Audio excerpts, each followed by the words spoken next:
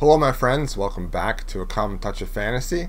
Thank you for joining me. This is the week of March 31st through April 6th, and this is my wrap up for that week.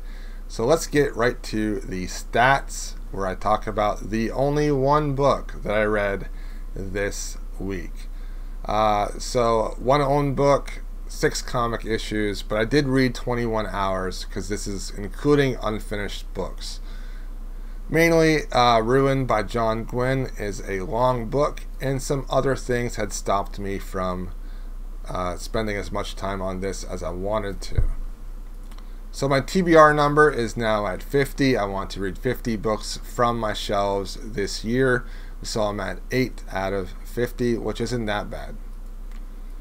The first book here that I want to talk about, and the one that I finished, was Touch by Claire North. This was an audiobook and an ebook combination where I listened to it and also followed along in my ebook. This was a lot of fun. This is the third thing from Claire North that I've read, and I've liked everything that I've read from her so far. The Gamehouse trilogy was fantastic, and the 15 Lives of Harry August was very good as well. Touch by Claire North, I think, is her second book after the 15 Lives of Harry August. But Claire North also writes under Kate Griffin, who is an urban fantasy writer, and Catherine Webb, who is a children's writer. So she is very prolific in what she does. Now, Touch by Claire North is a story about an individual that when they touch someone, they can actually put their consciousness in their body. Now, obviously, this is very problematic and very intrusive. You are basically taking away the free will of someone that you're touching. So, in no way is the main character in this a hero.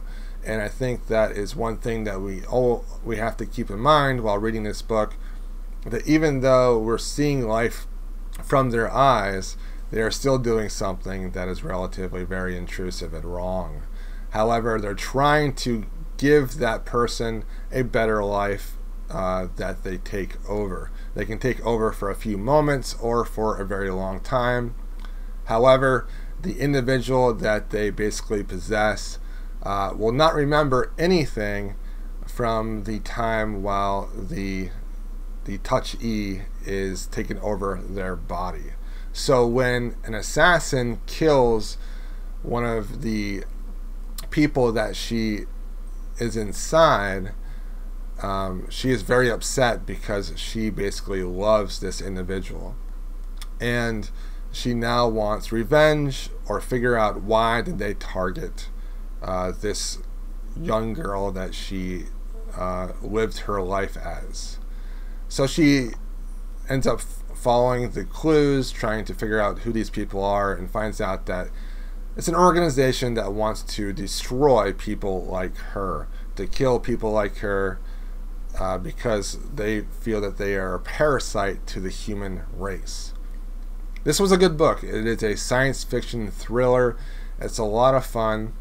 The audiobook really helped me follow who the characters were at the time, because when an individual can jump from character to character and randomly from different people, it could get confusing, and I think that the audiobook made it less confusing, and that helped me quite a bit. This was fun. I thought it was a good science fiction thriller, and I think that if you enjoy science fiction with a side of what's going on, then you would like this. It gave me a lot of vibes that Orphan Black gave me when I watched that show, and I enjoyed it. It was fun, and I had a lot of time exploring. I had a good time exploring this world that Claire North creates. The book I didn't finish was Ruin by John Gwynne. This was a very long book. I'm about 170 pages to the end, and I'm hoping to finish this today if I'm able to carve out some time for it. I have mixed feelings so far about this. There are some great moments. However, I don't know if it's because I was reading mostly nonfiction, shorter, faster books the last month this just seems like it's dragging on for forever, and it's a little bit too long. Then I hope to start Wrath by John Gwynne after that. I'm also currently listening to Moon Over Soho by Ben Aaronovitch. This is the second book in the Peter Grant urban fantasy series by Aaronovitch. I thought the first book, Midnight Riot or Bridges of London, was just an okay book. I wasn't too amazed by it, and I feel kind of the same way with this book.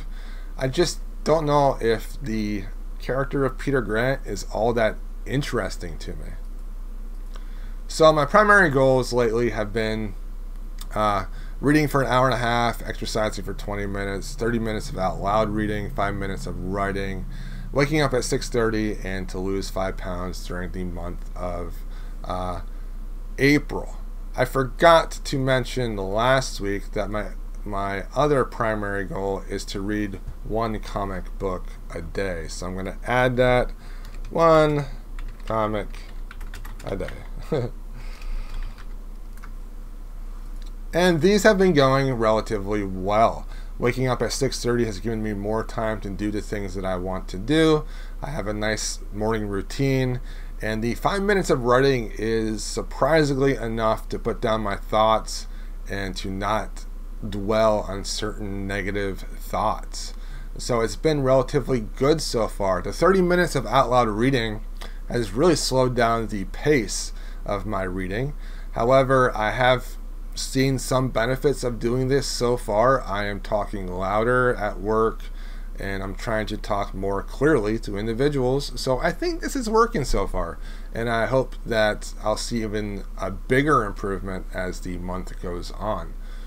The exercise has been fine, and the extra reading has been fine, and the 1 comic book day has been great. And if I'm able to do all of those things every single day for the whole month, I get to buy myself a new book. However, if I fail at any point during the month, I then have to buy 2 viewers' books. Secondary goals, reducing my TBR by 10 books. So far I have 1 book down. Hit the 25-hour reading mark. I'll probably do this in a couple weeks where I have a couple of days off because of Easter, and I'm hoping to do it that week. This last week I actually worked a little bit extra, so I wasn't able to do that. Walk to work, I've been doing that, and it's so great that it's actually springtime and I get to go outside once in a while. And shelf reading the entire library. I am starting this, and I did well this last week, and I made some progress. In solitude time, I definitely have been doing that, and it's been helping quite a bit, trying to get my thoughts and hear from myself instead of always having input coming into my brain from like videos, from books, from podcasts, from everything. Sometimes it's good just to give your brain a break. My time management for the last week was pretty good, 42 hours. I think this was pretty good considering I had to work a little bit extra this last week. I'm still not close to that 50-hour mark, and I'm wondering if I'm not going to be able to reach that. I don't know. From last week, though, I did increase the amount of computer time. I watched more YouTube. I watched more BookTube, actually. And I probably watched maybe 2 hours of BookTube this last week, which was good. I'm finding that removing all of the companies, the book companies, from my Twitter account, all the promotional stuff from my Twitter account, has really made me realize that I got a lot of my book recommendations and news from BookTube when people reviewed things that I'd never heard of. So I'm thinking that as time goes on, that I'm not as plugged into what new releases are coming from Tor.com and Orbit because of Twitter, that they'll be talked about on BookTube, and then that will increase my desirability to watch BookTube. So my time has been pretty good. My phone usage is probably even less than this. My like frivolous phone usage is probably down to like an hour a week, which is pretty good.